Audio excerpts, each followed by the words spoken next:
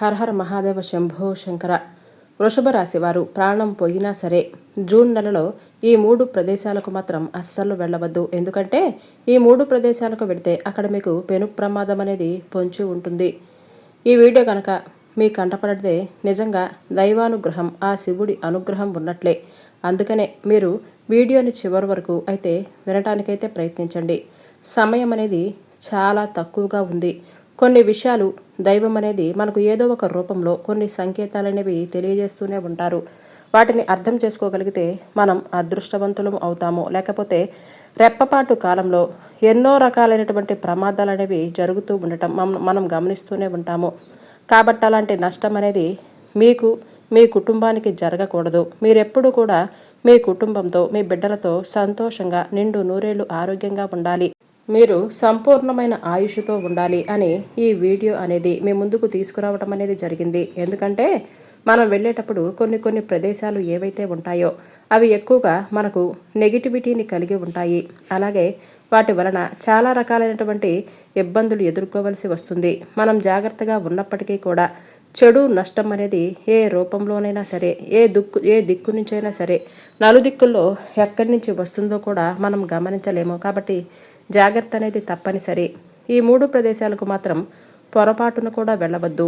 గ్రహాలు స్థితిగతులు అనేవి మారుతున్న వేళ ఈ రాశి చక్రం పైన రాహుకేతువుల ప్రభావం అనేది అత్యంత తీవ్రంగా ఉండబోతుంది.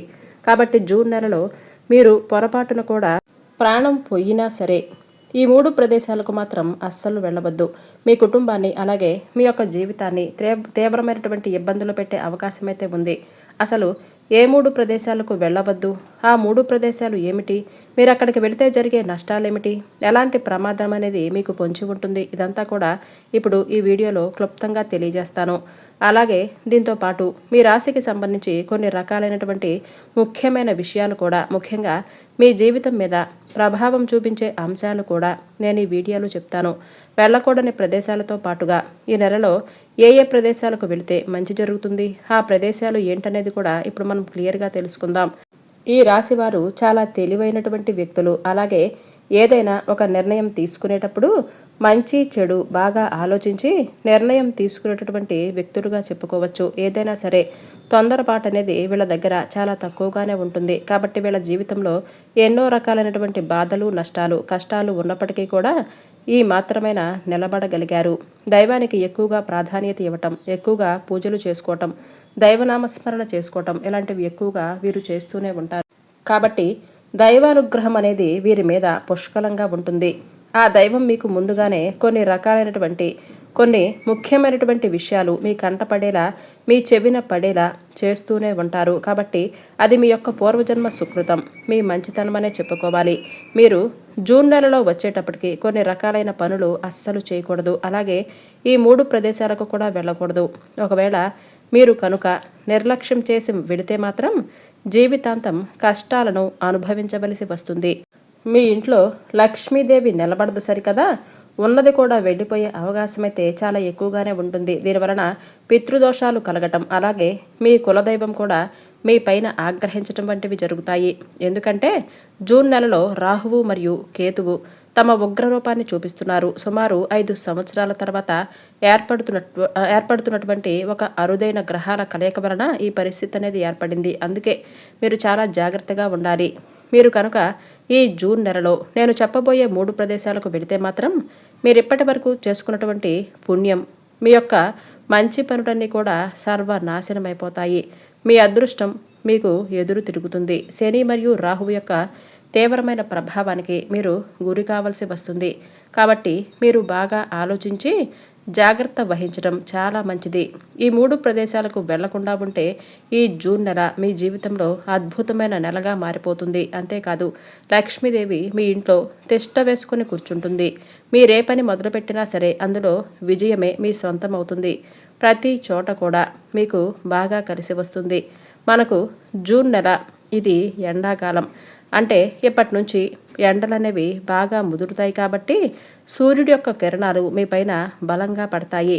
ఆ వేడి మీ జీవితంలో ఉన్నటువంటి నెగిటివిటీని పూర్తిగా తీసేసుకొని మీకు సుఖ సంతోషాలను, సంపదను తెచ్చిపెడుతుంది. అయితే ఇదంతా కూడా జరగాలంటే ఆ 3 ప్రదేశాలకు మాత్రం అస్సలు వెళ్లకుండా ఉండాలి. ఎందుకంటే ఆ ప్రాంతంలో దుష్టశక్తుల ప్రభావం అనేది చాలా ఎక్కువగా ఉంటుంది. మీరు అటువైపు వెళ్ళటం వలన మీలో ఉండే పాజిటివ్ ఎనర్జీ అంతా కూడా పోయి నెగిటివ్ శక్తి అయితే మీ పైన ఆధిపత్యం చెలాయిస్తుంది. అవి మీతో పాటే మీ ఇంటికి కూడా వస్తాయి. దానివలన మీకు అనారోగ్యాలు కలగటం, అలాగే మానసికంగా సంతోషం అనేది లేకపోవటం, సరిగ్గా నిద్ర పట్టకపోవటం, ఇంట్లో గొడవలు జరగటం, ఏదో నెత్తి మీద ఏదో బరువు పెట్టినట్లుగా, ఏదో శని వచ్చి కూర్చున్నట్లుగా, ఇలా చాలా రకాలుగా నష్టాలు జరిగే అవకాశం అయితే ఉంటుంది. భార్యాభర్తల మధ్య మనస్పర్ధలు, ఒక్కొక్కసారి మీరు ఊహించని పరిణామాలు, అంటే భార్యాభర్తలు విడాకులు తీసుకోవటం కూడా కావచ్చు, లేదంటే అనారోగ్య సమస్యలతో చాలా ఇబ్బందులు పడటం, అనుకోని ఖర్చులు నెత్తి మీద పడటం, శత్రువులు ఎవరైతే మీరు ఏ స్థితిలో అయితే ఉండాలని వాళ్ళు కోరుకుంటూ ఉంటారో అలాంటి నీచమైన స్థితిలోకి మీరు వెళ్ళిపోయి వాళ్ళందరికీ సంతోషాన్ని కలిగించే అవకాశం అనేది ఏర్పడుతుందనే చెప్పుకోవాలి. కాబట్టి రాశివారు ఈ నెలలో మీ క్షేమం కోరి ఈ విషయం అనేది చెప్పటం జరుగుతుంది. ఆ 3 ప్రదేశాల వైపు వెళ్ళకపోవటమే మీ కుటుంబానికి చాలా మంచిది. ఎందుకంటే ఇప్పటికే మీరు చాలా రకాలుగా మానసికంగా ఎన్నో రకాలైన సమస్యలతో ఇప్పటికే నలిగిపోతూ ఉన్నారు. కష్టానికి కష్టం తప్పట్లేదు, అంటే శరీరానికి శ్రమ తప్పట్లేదు, అలాగే మనసుకు ఇబ్బంది, నరకం అనేది కూడా తప్పట్లేదు. జనానికి మాత్రం బ్రహ్మాండంగా కనిపిస్తున్నారు. మీ అంతగా ఎవ్వరూ సుఖపడటం లేదు అని అన్నట్లుగా కనిపిస్తున్నారు. నిజమేమిటంటే మీ అంతగా ఎవ్వరూ కష్టపడటం లేదు. అది మీకు మాత్రమే తెలుసు. పైన ఉన్నటువంటి ఆ భగవంతుడికి మాత్రమే తెలుసు. మీరు ఒకటి తలిస్తే మరొకటి జరుగుతుంది. అనుకున్న పనులన్నీ అవ్వకపోగా కొత్త కొత్త సమస్యలు, చికాకులు వచ్చి పడుతూ ఉంటాయి. మీ సొంత మనుషుల వలన, ఇంకా చెప్పాలంటే మీ కుటుంబ సభ్యుల వలన మీరు మానసికంగా ఎంతో అశాంతిని అనుభవిస్తూనే ఉంటారు. మీరు ఏదైనా చేద్దాము అని అనుకుంటే ఏదో ఒకటి అడ్డుపడుతూనే ఉంటుంది. ఆ పని చేయాలి అని మీరు అనుకుంటూ ఉండగా ఆ టైంకి మొదలు పెట్టగానే ఏదో ఒక రూపంలో అడ్డంకులు అనేవి ఏర్పడి ఆ పని అనేది ఆగిపోవటం, మళ్ళీ తర్వాత చేయాలంటే కుదరకపోవటం జరుగుతుంది. దీనికి కారణం ఏమిటంటే మీ పైన శనిదేవుడి యొక్క వక్రదృష్టి అనేది ఏర్పడటమే. కొన్ని ప్రతికూల శక్తులు మీ పైన ఆధిత్యం అనేది చలాయిస్తున్నాయి. మీకు తెలియకుండానే మీరు వెళుతున్నటువంటి కొన్ని ప్రదేశాల వలన మీ పుణ్యఫలం మొత్తం వృధా అయిపోతుంది. అందుకే ఈ మధ్య మీకు ఇంట్లో లక్ష్మీ కటాక్షం అనేది నిలబడకపోవటం అనేది, అనుకోని ఖర్చులు వచ్చి పడటం, ఇలాంటివన్నీ కూడా జరుగుతూనే ఉన్నాయి. అంటే డబ్బు వచ్చినట్లుగా వస్తుంది కానీ నీరులాగా ఖర్చు అయిపోతుంది. మీరు ఎక్కువగా ఉద్యోగాల పనుల మీద కావచ్చు, ఉద్యోగాల కన్నా కూడా వ్యాపారం చేసే పనుల మీద కావచ్చు, ఎక్కువగా మీరు ఆ ప్రదేశాల వైపు వెళుతూ ఉంటారు. అది మిట్ట మధ్యాహ్నం అవ్వచ్చు, అర్ధరాత్రి కావచ్చు. ఇలా కొన్ని సమయాలలో మీరు అలా వెళ్ళటం వలన దాని వలన మీకు ఎఫెక్ట్ అనేది ఎక్కువగానే పడుతుంది. అవన్నీ కూడా నేను క్లియర్గా చెప్తాను. ఇంకా చెప్పాలంటే దీనికి ముందుగా మీరు బయటకు కూడా చెప్పుకోలేనటువంటి సమస్యలతో ఉక్కిరి బిక్కిరవుతున్నారు. మీరు బయట పడదామన్నా కూడా మీకు దారనేది ఏదీ కనిపించటం లేదు. అటు ఇళ్లల్లో గొడవలు, మానసికంగా ప్రశాంతంగా లేకపోవటం, ఈ ఒత్తిడి, టెన్షన్, కోపం, చిరాకు, ఇవన్నీ కూడా మీరు గత కొంతకాలంగా అనుభవిస్తూనే ఉన్నారు. ఇక మీ కష్టాలు తీరిపోతున్నాయి అని అనుకునే లోపే చివరి నిమిషంలో అది కూడా చేజారిపోతుంది. మీ పనులన్నీ కూడా ఇలా మధ్యలోనే ఆగిపోవటం, దీని వెనక మీ శత్రువుల యొక్క నరదృష్టి కూడా, అంటే కొన్ని దుష్టశక్తుల యొక్క ప్రభావం అనేది కూడా చాలా ఎక్కువగానే ఉంది. మనం పనుల మీద, అలాగే ప్రయాణాల మీద రకరకాల చోట్లకు లేచిన దగ్గర నుంచి వెళుతూనే ఉంటాము. మనకు తెలియకుండానే కొన్ని అపవిత్రమైనటువంటి ప్రదేశాలలో అడుగుపెట్టినప్పుడు, లేదంటే అక్కడ కాసేపు నిలబడినప్పుడు, కూర్చున్నప్పుడు అక్కడ నెగిటివ్ ఎనర్జీ అనేది మనకు తెలియకుండానే అంటుకుంటుంది. అదే మనతో పాటుగానే మన ఇంటికి కూడా వస్తుంది. అప్పుడు మనల్ని రక్షించేటటువంటి మనం నమ్మకమున్న దైవం, కులదైవం, మన పితృదేవతలు మనకు దూరమైపోతూనే ఉంటారు. అదృష్ట శక్తుల ప్రభావం ఉన్న చోట దేవతలు నిలబడలేరు. ఆ ప్రతికూల శక్తుల కారణంగానే మనల్ని కాపాడవలసినటువంటి దేవతలు కూడా మన ఇంటిని వదిలి వెళ్ళిపోయే అవకాశం అయితే ఉంది. ఎందుకంటే ఈ అపవిత్రమైనటువంటి శక్తులకి మంచి అనేది అస్సలు పడదు. కాబట్టి వీళ్ళు నిలబడలేక పారిపోయే అవకాశం అనేది ఉంటుంది. అలా పారద్రోలతాయి. ఎందుకంటే దుష్టశక్తులకు కూడా శక్తి అనేది చాలా ఎక్కువగానే ఉంటుంది. వాటిని మనం ఎలా పంపించాలి? అవి అంత తేలికగా మనిషిని వదిలిపెట్టేటటువంటి శక్తులు కాదు. దుష్టశక్తులు వచ్చేటప్పటికి మనిషిని చిత్రవద చేసి నరకం చూపించి మనిషి ఎంతైతే చెడిపోవాలో అంత చెడిపోయిన తర్వాతే అవి వదిలి వెళ్ళిపోతాయి. అలాంటి వాటిని వదిలిపెట్టుకోవటానికి కొన్ని పద్ధతులు అనేవి ఉంటాయి. ఒక్కొక్కసారి దైవశక్తి కూడా అక్కడ నిలబడలేదు. ఎప్పుడైనా చెడు ఉన్న దగ్గర మంచి ఉండలేదు, మంచి ఉన్న దగ్గర చెడు కూడా ఉండలేదు.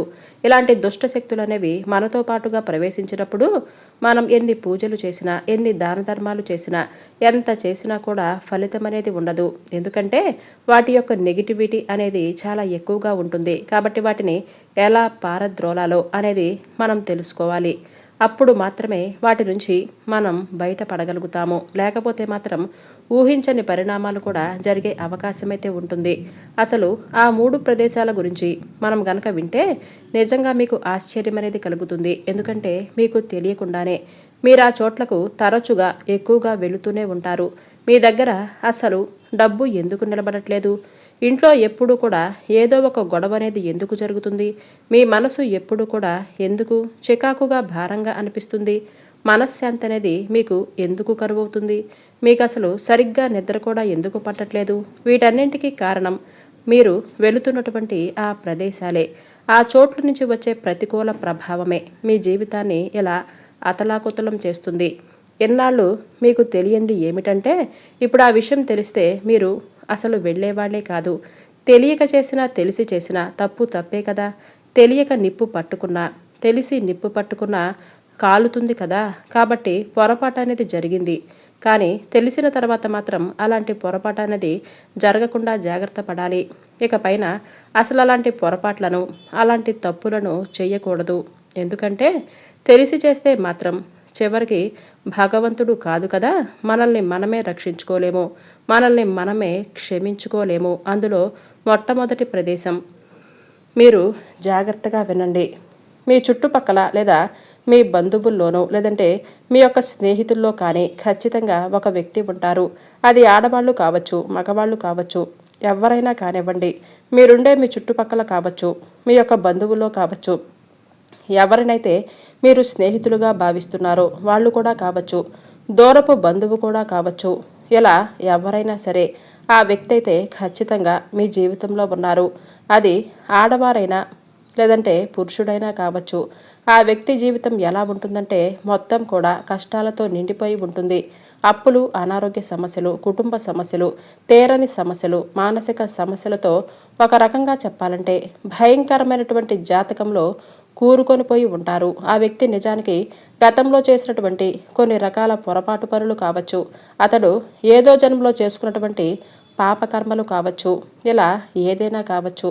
వారిలో ఉన్నటువంటి నెగిటివ్ ఎనర్జీ వలన వాళ్ళు ఆ స్థితిలో ఉంటారు. ఆ వ్యక్తి ఎవరు? ఈ పాటికే మీ మనసుకు బాగా అర్థమైపోయి ఉంటుంది. ఎందుకంటే మీ చుట్టుపక్కల ఉన్న వాళ్ళలో, ఇలా మీకు బాగా తెలిసిన వాళ్ళలో బాధలు కలిగి ఉండే ఉంటారు కదా. వాళ్ళెప్పుడూ కూడా మనశ్శాంతిగా ఉండారు. ఆ వ్యక్తి ఎవరు కూడా ఈ పాటికే మీకు తెలిసిపోయే ఉంటుంది. అలా మీరు తరచుగా వారిని కలవటానికి కానీ లేదంటే పలకరించడానికి కానీ వారింటికి మీరు తెలియకుండానే వెళుతూ ఉంటారు. లేదంటే కనీసం ఫోన్లో మాట్లాడే ప్రయత్నమైనా చేస్తుంటారు. కానీ మీరు చేసినటువంటి అతి పెద్ద పొరపాటు అదే. అక్కడే మీకు అసలు ప్రమాదం అనేది పొంచి ఉంటుంది. మీకు ఆ నెగిటివ్ ఎనర్జీ అంటే ఆ వ్యక్తికి సంబంధించినటువంటి నెగిటివ్ ఎనర్జీ ఏదైతే ఉందో అదంతా మీకు ప్రవేశిస్తుందనే చెప్పుకోవాలి. ఆ ఇంటికి వెళ్ళినప్పుడు ఆ ఇంట్లో ఉన్నటువంటి దుష్ట శక్తులు, అక్కడి బాధలు, కష్టాలు అన్నీ కలిసి ఒక వలయంలాగా మిమ్మల్ని చుట్టుముట్టాయి. మీరు ఆ ఇంటి నుంచి బయటికి వచ్చినప్పుడు ఆ శక్తులు కూడా మీతో పాటుగానే వచ్చేశాయి.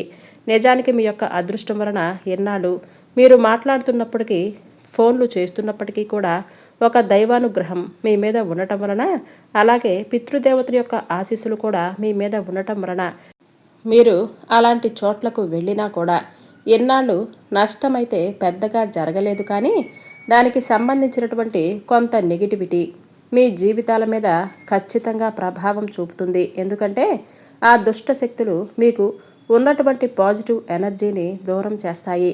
అందుకే ఎక్కడైతే ఇలా నిత్యం గొడవలు జరుగుతూ ఉంటాయో, ఎక్కడైతే మనశ్శాంతి అనేది లేకుండా ఉంటుందో, అశాంతి రాజ్యం ఏలుతూ ఉంటుందో అలాంటి వాళ్ళ ఇళ్లకు వెళ్ళటం చాలా ప్రమాదకరం.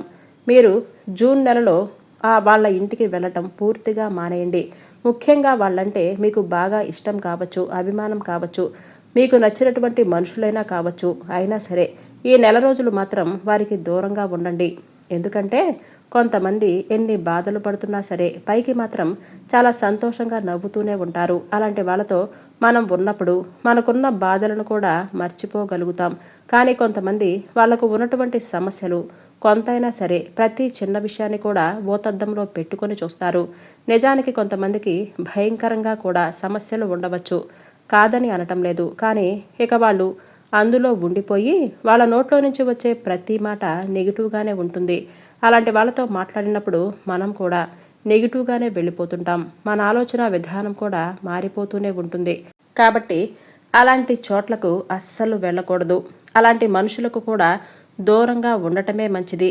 మీలో ఉన్నటువంటి ఆ మంచి ఎనర్జీని మీరు కాపాడుకోవాలంటే అటువంటి వ్యక్తులు మీకు పక్కింటి వాళ్ళైనా సరే, ఇలా మీ మనసుకు బాగా హత్తుకునే మనుషులైనా సరే జూన్ నెలలో మాత్రం వారింటి గడప కూడా తొక్కవద్దు.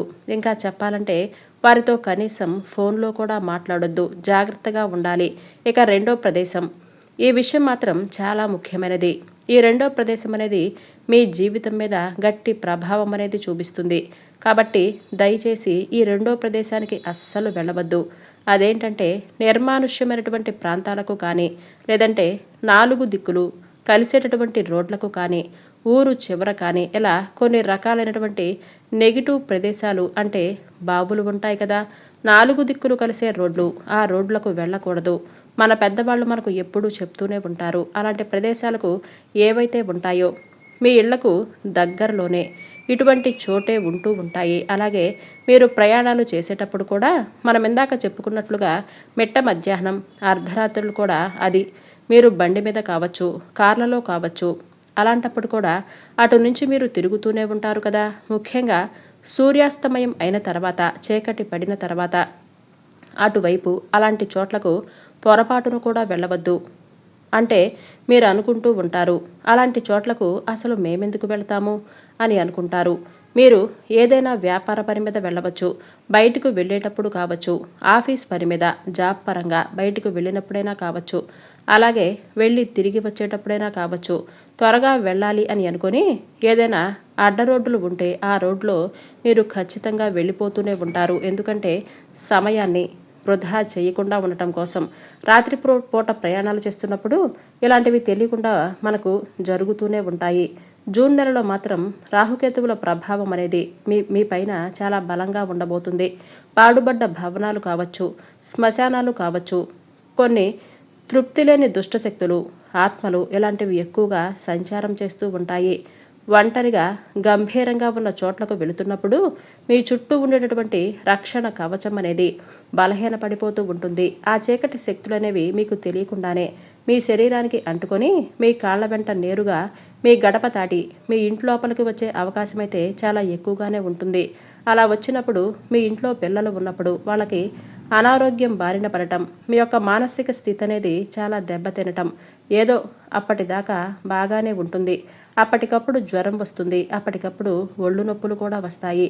ఇలాంటివి సాయంత్రం పూట అంటే రాత్రి పడుకున్నప్పుడు భయంకరమైనటువంటి కలలు రావటం, గుండె మీద ఏదో బరువు పెట్టినట్లుగా కనిపించటం, ఇలాంటివన్నీ కూడా జరుగుతూనే ఉంటాయి.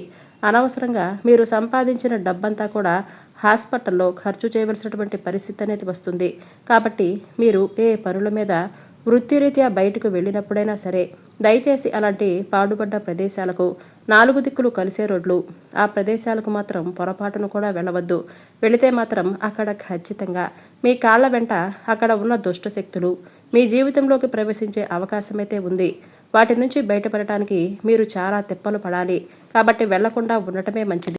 ఇక 3వ ప్రాంతం వచ్చేసరికి మిమ్మల్ని చెడు వ్యసనాలకు దగ్గర చేసినటువంటి చెడు అలవాట్లు కావచ్చు, ఆ చెడు వ్యసనాల దగ్గర చేసినటువంటి స్నేహితులు ఎవరైతే ఉంటారో అలాంటి వాళ్ళ దగ్గరకు మాత్రం దయచేసి వెళ్ళవద్దు. ఎందుకంటే మీకు చేతులు జోడించి మరి ఈ విషయం చెప్పడం అనేది జరుగుతుంది. అసలు రాహుకి అత్యంత ఇష్టమైనవి ఏంటో తెలుసా? చెడు వ్యసనాలు, వారి నాశనం, మోసం మరియు చెడు పనులు. మీరు అలాంటి వ్యక్తుల దగ్గరకు, అలాంటి చోట్లకు వెళ్ళినప్పుడు ఈ చెడ్డ స్నేహితులు ఎవరైతే ఉంటారో నమ్మకంగా మంచిగా మాట్లాడుతూ ఉన్నా సరే మీకు చిన్నగా కొన్ని అలవాట్లనైతే చేస్తూనే ఉంటారు. లేకపోతే మీరు వదిలేసినటువంటి అలవాట్లను కూడా మళ్ళీ వాళ్ళు చేసినట్లుగా చేస్తూనే ఉంటారు. మిమ్మల్ని చెడగొట్టడానికి వాళ్ళు కూడా పనులు చేసి చూపిస్తారనే చెప్పుకోవాలి. సరే, లేకపోతే నువ్వేమీ చెయ్యొద్దు, వచ్చి మా పక్కన కాసేపు కూర్చో అని అంటారు. కానీ అలాంటి వాతావరణంలో ఎక్కువసేపు ఉంటే ఎవరైనా సరే చెడిపోయే అవకాశం అయితే ఖచ్చితంగా ఉంటుంది. కాబట్టి దయచేసి అలాంటి స్నేహితులకు కానీ, అలాంటి చెడు అలవాట్లు ఉన్న వ్యక్తుల దగ్గరకు కానీ, అలాంటి చెడ్డ ప్రదేశాల దగ్గరకు కానీ మీరు అస్సలు వెళ్ళవద్దు. ముఖ్యంగా జూన్ నెలలో అసలే వెళ్ళవద్దు. దానివలన మీరే ఎక్కువగా నష్టపోతారు. జూన్ నెల చివరి దాకా కూడా పొరపాటును కూడా ఎంత అత్యవసరమైనా సరే ఈ 3 ప్రదేశాలకు మాత్రం అస్సలు వెళ్ళవద్దు. మీరు మీ కుటుంబం మాత్రం తర్వాత ఎంత అల్లాడిపోయినా కూడా ఎలాంటి ఉపయోగం అనేది ఉండదు. కాబట్టి మీ మంచి కోసమే ఇదంతా చెప్పడం అనేది జరిగింది. కాబట్టి జాగ్రత్తగా ఉండాలి. ఇప్పుడు మీరు అసలు ఏ ప్రదేశాలకు వెళ్ళటం వలన మీరు సంతోషంగా ఉంటారో ఆ ప్రదేశాల గురించి అయితే మనం ఇప్పుడు తెలుసుకుందాం. మొదటిది, మీరు ఏదైనా సరే ఒక పురాతన శివాలయం దగ్గరకు వెళ్ళండి. అంటే మీకు శివారాధన అనేది బాగా కలిసి వస్తుంది. మీకు దగ్గరలో ఉన్న మీ ఊళ్ళో ఉన్నటువంటి శివాలయం లేదంటే పురాతనమైన శివాలయం కానివ్వండి, అలాంటి చోట్లకు వెళ్ళండి. ఎందుకంటే ఈ మండుతున్నటువంటి ఎండల్లో ఏదైనా చల్లటి పురాతన శివాలయంలోనికి వెళ్ళటం వలన అక్కడ ప్రశాంతకరమైన వాతావరణంలో మీ యొక్క అడుగులతో మీరు ఆలయంలోకి ప్రవేశించినప్పుడు పూర్తి భక్తితో మీ మనసుకు చాలా ప్రశాంతంగా ఉంటుంది. అలాగే మీరు భక్తితో శివలింగానికి ఒక చెంబుడు చల్లటి నీటితో అభిషేకం అనేది చేయండి. అలాగే కొన్ని బిల్వపత్రాలు కూడా సమర్పించండి. ఇలా చేయటం వలన మరుక్షణమే మీరు జన్మజన్మల పాపాలు చేసుకున్నటువంటి మీకు తగిలినటువంటి శాపాలు అన్నీ కూడా తొలగిపోతాయి. రాహుకేతువులు కూడా ఆ పరమేశ్వరుడికి పరమ భక్తులు. ఆయన ముందు వాళ్ళు కూడా వణికిపోవాల్సిందే. కాబట్టి మీరు శివారాధన చేయటం వలన దుష్టశక్తులు ఏవైతే ఉన్నాయో ఇంకా కొన్ని రకాలైనటువంటి చెడుతో మీరు చాలా ఇబ్బంది పడుతూనే ఉంటారు. ఏవి కూడా కనీసం మీ కాలి యొక్క గోటిని కూడా తాకలేవు. కాబట్టి చక్కగా మీరే ఇలా పురాతనమైన శివాలయాలకు వెళ్ళి చక్కగా శివలింగానికి బెల్వపత్రాలతో అభిషేకం చేయండి. అప్పుడు మీకు మంచే జరుగుతుంది. అలాగే ఏదైనా గోశాల ఉంటుంది కదా, అక్కడికి వెళ్ళి మీ చేతులతో గోమాతకు పచ్చిగడ్డి తినిపించినా పర్వాలేదు, చల్లటి నీరును తాగించినా సరే ముక్కోటి దేవతల యొక్క ఆశీస్సులు అనేవి మీ ఖాతాలో పడిపోతాయి. ఎందుకంటే గోమాతలు మనకు ముక్కోటి దేవతలు కొలువై ఉంటారు. కాబట్టి మీ కర్మఫలాన్ని ఇచ్చే శనిదేవుడు ఈ నిస్వార్థ సేవకు ఎంతగానో సంతోషిస్తాడు. కాబట్టి మీకున్నటువంటి శని దోషాలు ఏవైతే ఉన్నాయో, అలాగే ఈ ప్రమాదాలు ఏవైతే ఉన్నాయో అవన్నీ కూడా పూర్తిగా పోతాయి. కాబట్టి గోపూజ చేసుకోండి. గోవుకు ఆహారంగా ఏదైనా తినిపించండి. గోశాలకు వెళ్ళండి. ఇంకా పేద పిల్లలకు కానివ్వండి, వృద్ధులకు కానివ్వండి, అనాథ శరణాలయాలకు కానివ్వండి, ఇలాంటివి ఉంటూనే ఉంటాయి కదా, అలాంటి చోటుకు వెళ్ళి ఎండాకాలం వారికి చల్లగా తాగటానికి ఏదైనా పానీయాలు ఇవ్వండి. వాళ్లకు మంచి మంచి వస్త్రాలు కొనివ్వండి. ఏదైనా బట్టలు కావచ్చు, లేదంటే తీపి పదార్థాలు కావచ్చు, వాళ్లకు పంచిపెట్టడానికి ప్రయత్నించండి. ఈ ఎండల్లో చల్లటి ఐస్ క్రీమ్ మీద పానీయాలు వాళ్ళకిస్తే ఆ పసిపిల్లల యొక్క ముఖాల్లో కనిపించేటటువంటి ఆ చిరునవ్వు అనేది మీ యొక్క జీవితాల్లో ఉన్నటువంటి కష్టాలన్నీ తొలగిపోయేలా చేస్తాయి. అలాగే వృద్ధులకు కూడా సహాయం చేయటం వలన వారి ఆశీస్సులతో మీ జాతకంలో ఉన్నటువంటి దోషాలు కూడా తొలగిపోతాయి. ఇలాంటి ప్రదేశాలకు మీరు ఖచ్చితంగా వెళ్ళాలి. ఇక తర్వాత ప్రదేశం మీ ఇంటి కులదైవం. మనం ఎన్నో రకాల దేవాలయాలకు వెళుతూనే ఉంటాము, మొక్కులు మొక్కుతూనే ఉంటాము, ఏదేదో చేస్తాం. కానీ మన కులదైవాన్ని మాత్రం మర్చిపోతూనే ఉంటాము.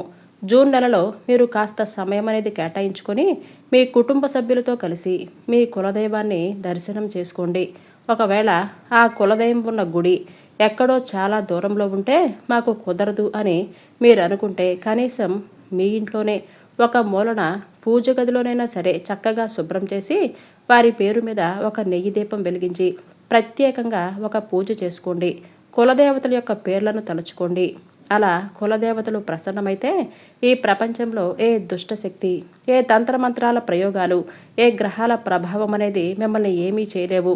మిమ్మల్ని, మీ కుటుంబాన్ని, మీ యొక్క వంశాన్ని కూడా చక్కగా మీ కులదైవం అనేది కాపాడుతూనే ఉంటుంది.